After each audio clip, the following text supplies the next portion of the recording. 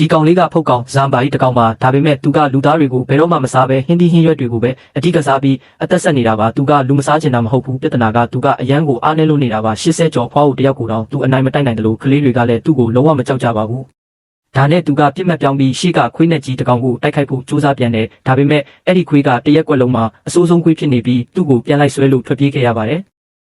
အဲ့ဒီနောက်လမ်းမှာအမျိုးသမီးတယောက်နဲ့ထပ်တိုးပြီးသူစားဖို့စူးစမ်းပေမဲ့အဲ့ဒီအမျိုးသမီးကသူ့ကိုတစ်ချက်ထဲနဲ့ကန်ချလိုက်ပါတယ်သူဟာရွာထဲကအိမ်သားတစ်ခုထဲမှာပုံနေတော့အဖိုးကိုတယောက်ကသူ့ကိုတွေ့သွားပြီးလူထုလူဆန်းဆိုပြီးအိမ်သားပုတ်တန်နဲ့လိုက်ရိုက်ပါတော့တဲ့ကောင်လေးကကြောက်လန့်တကြားနဲ့အဖိုးအိုရဲ့ခေါင်းကိုကိုက်ပြီးထွက်ပြေးသွားခဲ့ပါတယ်အဲ့ဒီညမှာအဖိုးအိုကသူ့ပစ္စည်းတိုးလောင်ယုံထဲမှာတခုခုလှုပ်ရှားနေတာကြားလို့သွားကြည့်တဲ့အခါကောင်လေးကသူ့ရဲ့မုံလာထုတ်တွေကိုကိုက်စားနေတာတွေ့လိုက်ရတယ်အဖိုးအိုနဲ့သူ့သားဖြစ်သူကကောင်လေးကိုဝိုင်းရိုက်ပြီးကန်ထုတ်လိုက်တာနဲ့ရမ်းမရှိတဲ့တန်ချောင်းကကောင်လေးရဲ့ကိုဖောက်ထွက်သွားပါတယ်ဒါပေမဲ့ကောင်လေးကဘာတိုင်မှမရရှိတာကိုတွေ့ပြီးအားလုံးထိတ်လန့်သွားကြပါတယ်သူတို့မိသားစုဟာဖုတ်ကောင်ကားတကားကြည့်ပြီးဖုတ်ကောင်ကိုက်ခံရရင်ဗီဇပြောင်းလဲသွားမယ်ဆိုတာသိလိုက်ရလို့အဖိုးအိုကိုကြောက်ပြီးဝိုင်းရိုက်ကခန်းထဲပိတ်ထားလိုက်ပါတယ်နောက်တနေ့မနက်မှာတော့အဖိုးအိုကဖုတ်ကောင်မဖြစ်သွားတဲ့အပြင်အသက်20လောက်ပြန်ငယ်သွားတာကိုတွေ့လိုက်ရပါတယ်